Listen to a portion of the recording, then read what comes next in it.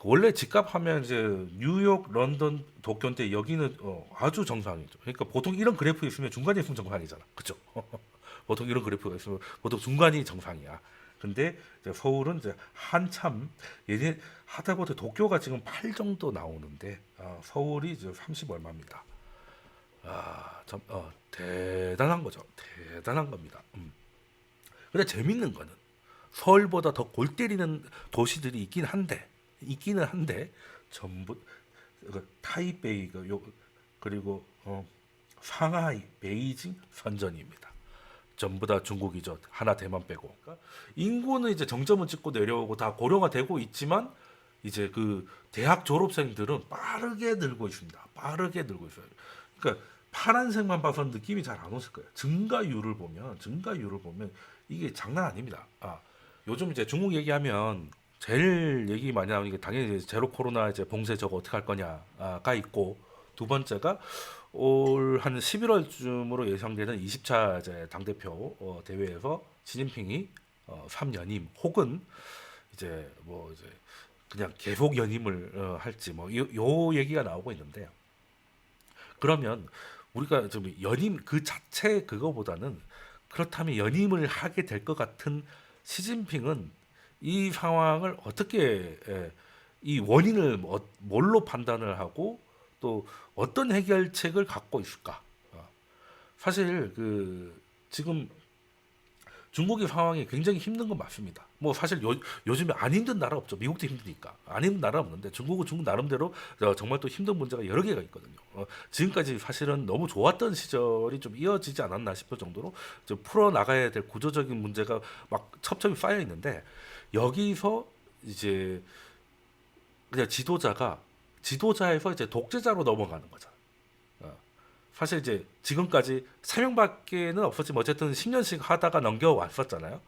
근데 이제 이 관례를 깨면 이 세 번이라는 거는 없었기 때문에 세 번부터는 이제 4, 5, 6, 7은 이제 그냥 갈 수도 있는 거라서 굉장히 지금 좀 중요한 상황인데 이 상황에서 독재자의 장악력과 그러면 장악력을 가진 독재자의 생각이 그 나라를 좌지우지할 거라는 건 너무나 그 상식적인 얘기니까 일단 중국 상황을 놓고 보면 제가 시진핑이면 굳이 이런 나라를 독재하겠다고 해야 되나 나 머리 아파서 안 하고 싶을 것 같은데 뭐 지구가 내려올 수도 없겠죠.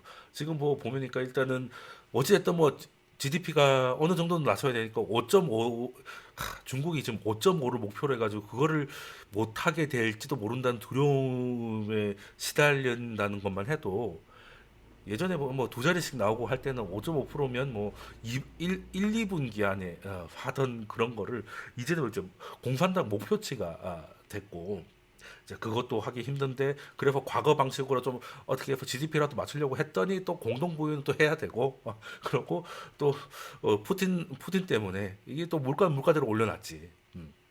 뭐 그리고 그 상황에서 또 이제 남들은 하다못해 한국까지도 이제 제로 코로나 얘기가 나오고 있는데 뭐 사실상 그렇게 됐죠.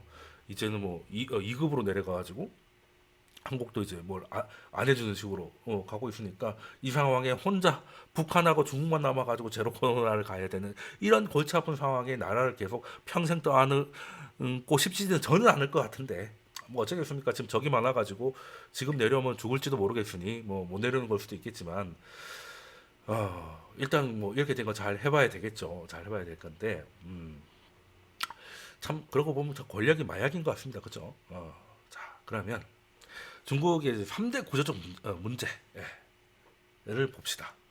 지금 가장 뭐 일시적인 건 둘째치더라도 하다못해 저는 이제 코로나는 뭐 일시적이라고 그나마 코로나가 제일 쉬운 거 아닐까?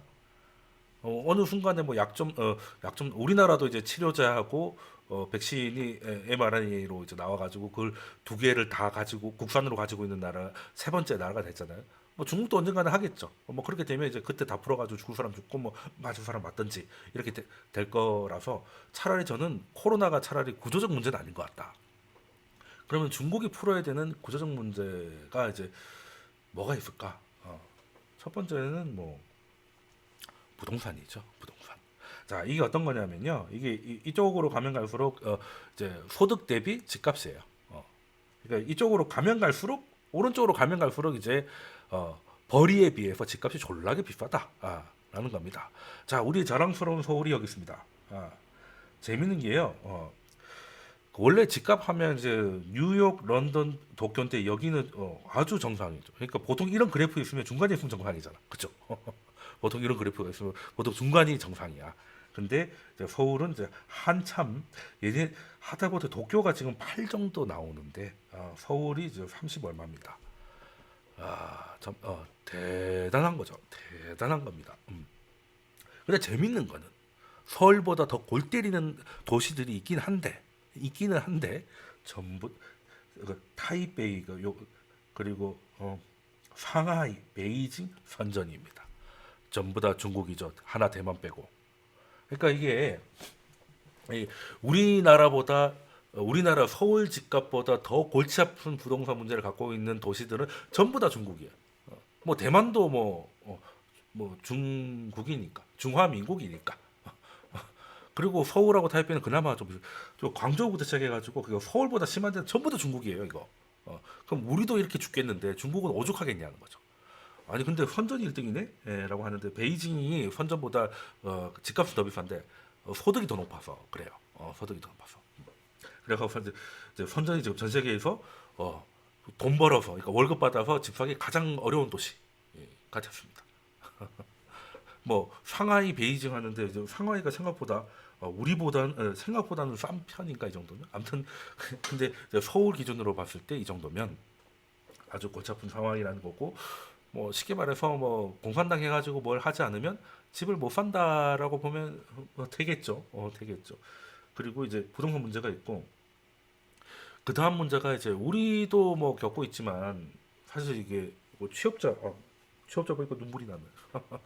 이게 취업자인데 이게 이게 그 대졸자 숫자가 늘어나고 있고 이게 전체 대졸자 숫자고요. 그리고 이게 노란색은 뭐냐면 증가율입니다. 이게 예전에는 그래도 중국이 먹고 살기 힘들 때는 아무래도 이제 대학교까지는 다 못 가고 대학을 못 보내고 그냥 뭐 공장 우리도 그랬지 않습니까? 뭐 예전에 한 7, 80년도 이럴 때는 뭐 그 형제들이 한 대여섯 명 되면 이제 장남 오빠만 대학 가고 나머지는 다 대학 못 가고 뭐 그렇게 했는데 요즘은 또 그런 거 아니죠. 자식 있는 대로 대학은 다 가잖아요. 중국도 뭐 그런 게 많아 보니까 인구는 이제 정점은 찍고 내려오고 다 고령화 되고 있지만 이제 그 대학 졸업생들은 빠르게 늘고 있습니다. 빠르게 늘고 있어요. 그러니까 파란색만 봐서는 느낌이 잘 안 오실 거예요. 증가율을 보면 이게 장난 아닙니다. 지금 1,200만 명 정도 될 거래요. 그러면 중국에서는 우리야 뭐 진짜 웬만하면 이제 대졸이 아닌 사람이 귀할 정도니까 뭐 대졸자가 많다는 건 뭐 그렇게 하겠지만 중국에서는 그런 거 아니거든요. 그 잘 사는 도시에서야 대졸자가 많지. 근데 전체 인구로 봐서는 대졸자가 생각보다 작아요. 작은데 그 대졸자라고 하면 이제 우리로 치면 이제 고급 인력이잖아. 고급 인력이 1,200만 명이 일단 쏟아져요. 그러면 이 사람들이 어디 농민공을 하겠냐는 거지. 뭐 텐센트나 알리바바 뭐 이런 데 가야 되지 않겠습니까? 근데 그런데 1,200만 명이 이제 취업을 할 수 있을까? 음, 못하지. 어떻게 아니 1,200만 명이에요. 웬만한 나라야. 그렇지 않습니까? 저기 저 북유럽의 어떤 스웨덴 이런 데 한 700만 명 정도 되지 않나요? 그러니까 그 사람들이 다 적당한 데 취업을 해서 또 적당한 자리, 적당한 아파트를 사야 되잖아요. 근데 그 적당한 게 이런 거라고. 되겠냐는 거예요. 그리고 이제 또 물가도 물가입니다. 예전에 그 강의 때 설명드린 건데 미국 이제 CPI하고 중국의 PPI가 이제 거의 같이 간다는 거 한번 설명드린 적 있잖아요. 여기 보면 이제 이것들이 중국의 인플레이션도 주로 이제 PPI 위주인데 언제까지 쉽게 말해서 PPI가 CPI로 넘어가지 않았다는 거는 기업들이 이거를 다 두드려 맞고 있는 거잖아요. 근데 이게 또 언제까지 있겠습니까? 그리고 지금까지는 위안화가 6.2까지 떨어지면서 뭐 좀 수입 물가를 좀 지켜온 것도 있는데 이제 6.5까지 그냥 갑자기 치고 갔잖아요. 그러면 이제 수입 물가도 옛날 같지 않을 것이고 어찌됐든 이제 물가 오르는 건 기정사실입니다. 그래서 중국에서 가장 중요한 건 뭐 돼지고기 가격 이런 것들인데 드디어 이제 거기에서 이제 신호가 나오기 시작했어요. 제가 강의 때 늘 자주 하는 말 중에 하나가 독재 국가가 제일 위험한 거는 이제 인민들이 맞아 죽으나 굶어 죽으나 똑같은 상황이 되면 이제 난리가 난다고 여러 번 말씀드렸죠. 천안문 사태 때도 그랬고 우리나라 부마 항쟁도 그랬고요. 그리고 2011년 중동의 봄일 때도 대부분 그랬습니다. 그냥 굶어 죽으나 맞아 죽으나 똑같을 때 그냥 이거를 한 번씩 하는 거죠. 중국이라고 그러지 말란 법이 있겠습니까? 그래서 지금 중국이 갖고 있는 문제는 일단 대책 없는 부동산. 그러니까 우리의 수준을 그냥 훨씬 뛰어넘는 그럼 후난이나 뭐 청도 이런 데 좀 가도 우리 서울보다 좀 나을 뿐이지 뉴욕, 도쿄, 런던보다 더 골치 아픕니다. 그럼 우리가 알만한 도시들은 대부분 서방 세계 주요 도시보다 더 빡세다는 거죠. 어. 그러고 있는데 이 많은 졸업자들을 받아낼 기업은 당연히 없을 것이고, 그럼 이제 실업자들이 이제 고급 실업자들이 양산되는 것이고요. 그럼 어떻게 되죠? 그래서 이제 중국이 지금 시진핑이 되면서 여기 좀 지금까지는 이제 중국은 간단해요. 어떻게 보면 굉장히 큰 나라지만 그 역사를 좀 나눠보면 예전에 이제 마오쩌둥이 이제 지금의 중국을 만들었고 그래서 이제 만든 것까지만 했으면 좋았을 텐데 뭐 대약진을 한다든지 뭐 문화대혁명을 한다든지 해가지고 참 어떻게 보면 이제 그 좌파에서 나올 수 있는 그 거대한 실수들을 이제 한 번에 다 하신 뭐 그런 경험이고 그래서 이제 요거를 이제 그만 바꾸자는 게 이제 덩샤오핑이었고, 우리가 생각하는 중국은 덩샤오핑 이후에 40년. 지금 시진핑이 이제 한 10년 정도 됐지만 사실 진짜 시진핑이 생각하는 건 아직 시작 안 했다고 봐요. 아직은 그냥 지금은 이제 덩샤오핑을 지워가면서 자기 색깔을 입히고 있는 거야. 근데 연임은 좀 강력하게 되면 이제부터는 덩샤오핑이 아니라 자기 색깔이 점점 과반을 차지할 거란 말이죠. 오늘 이야기 주제가 그겁니다. 근데 일단은 중국은 어떻게 성장해 왔냐라는 걸 딱 그림으로 보여줘요. 자, 78년에 기업개방 전이었습니다. 살만한 나라들, 뭐 그나마 상해하고 베이징밖에 안 보이죠. 그러다 계약 개방을 했더니 이제 그냥 동부가 해안가 지역이 이제 그나마 살만해지고, 중국에서 죽을 때까지 바다를 한 번이라도 본 사람이 중국 인구의 몇 프로 정도 될 것 같으세요? 한 번이라도 그 바다를 본 중국 사람 죽기 전에 12%밖에 안 됩니다. 여기 있는 사람들이 이제 바닷가에 한번 관광 올 수도 있지 않겠냐라고 생각하는데, 일단은 뭐 집값이 비싸니까 이사는 당연히 못 올 것이고, 아니면 이제 농민공으로 와서 일하고 있는데 거기서 그 물가 비싼 데서 관광하겠어요? 농민공들이 아니죠. 그러니까 그 물론 뭐 내륙이 많아서 그런 걸 수도 있겠지만 실제로 이제 받아보는 게 사치일 정도로 이제 중국은 좀 그렇다는 겁니다.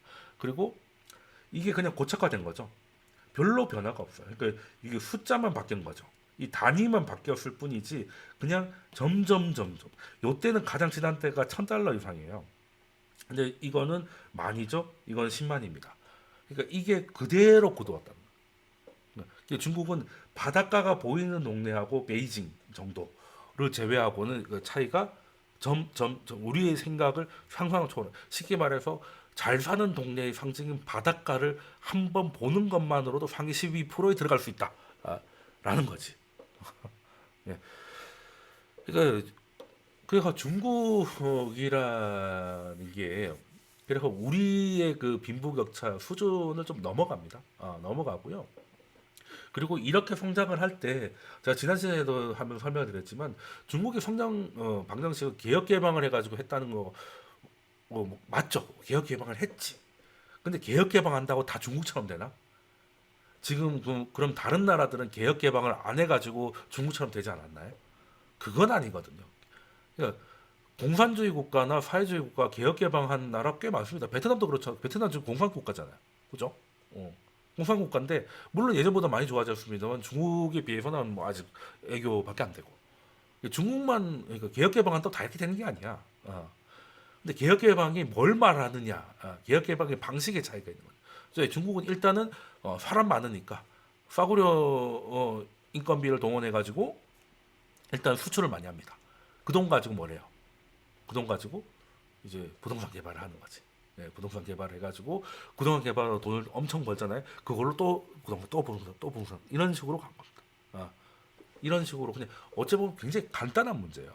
간단한 문제인데 그래서 중국은 수출이 안 되면 첫 번째 아무것도 안 된다. 는 거. 우리도 마찬가지죠. 뭐 아파트를 스물 몇 채씩 갖고 있는 사람도 어느 정도 이제 예를 들어 LTV가 100%다라고 하면 이자는 내야 되잖아.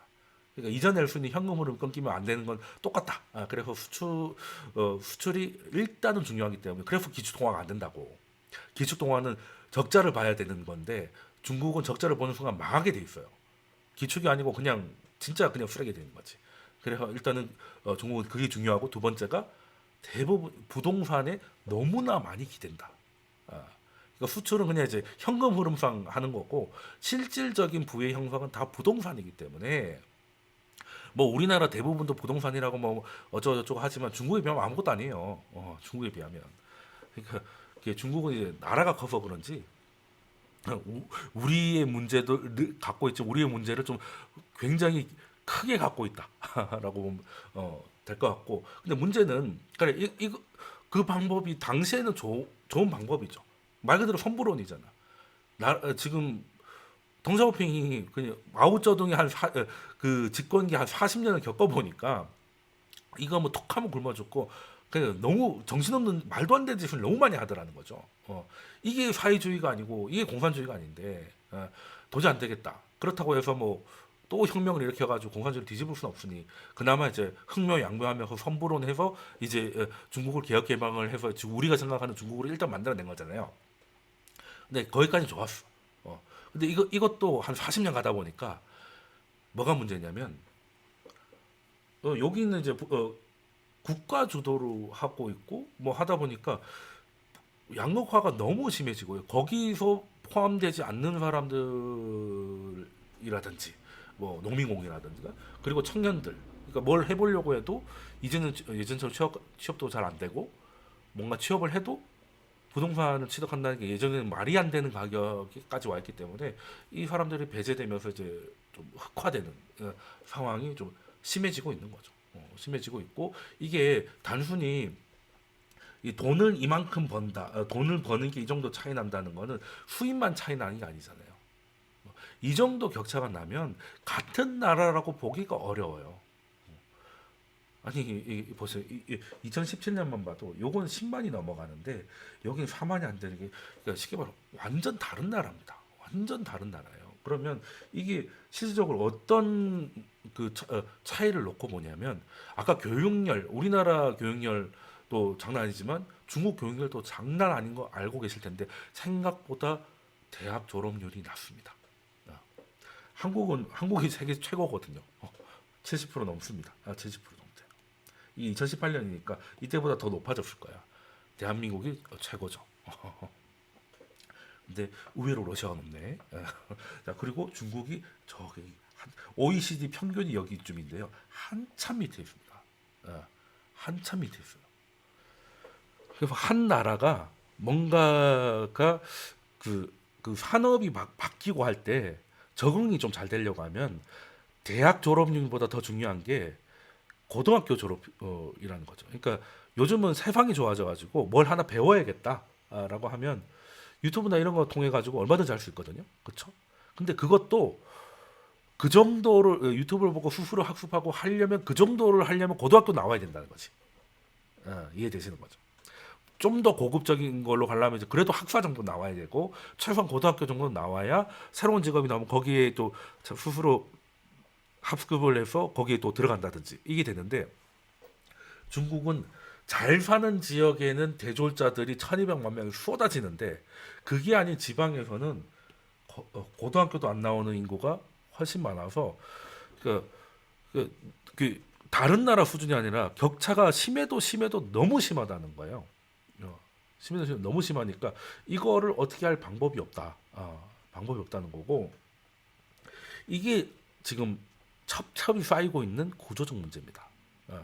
그러면 이게 뭐 4차 산업혁명으로 가고 뭐 중국 제조 뭐 블라블라라고 해도 어, 이게 요즘 또 중국 제조 2025 얘기 안 나오죠. 트럼프가 하도 때려가지고.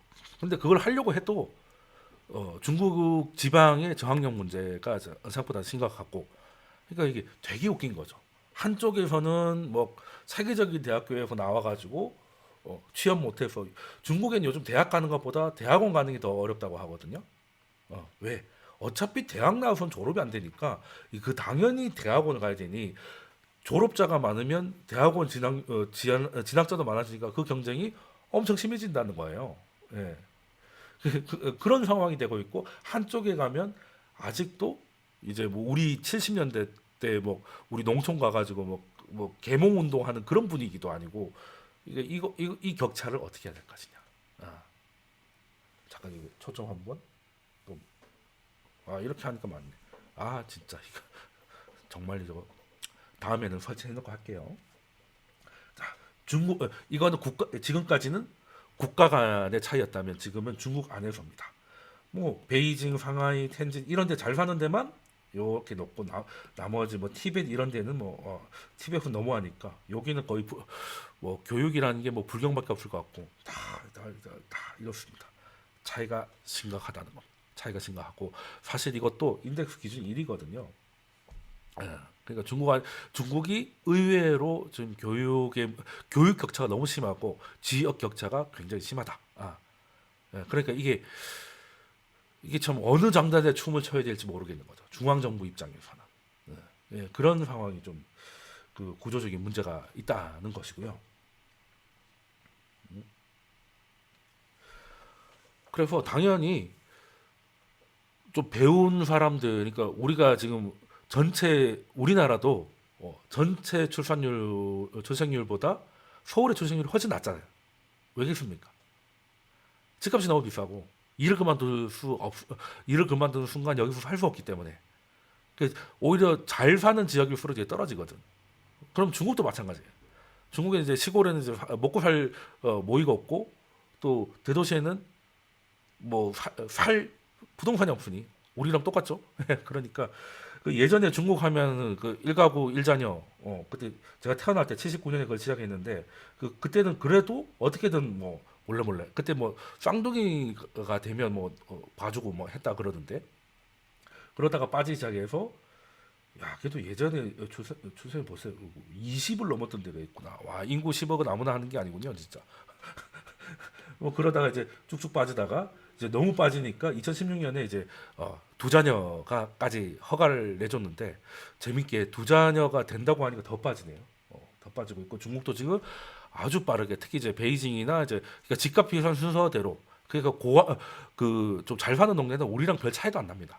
이거는 이제 그나마 전체라서 높은 편이에요. 전체라서. 그래서 이거는 이건 퍼센트가 아닙니다. 퍼센트가 아니고 이거 1000명당 그걸 따지는 거라서 이거를 출생률 20%로 보면 안 되고, 그래도 이게 엄청나게 빨리 빠지고 있다는 건 눈으로 보이는 거죠.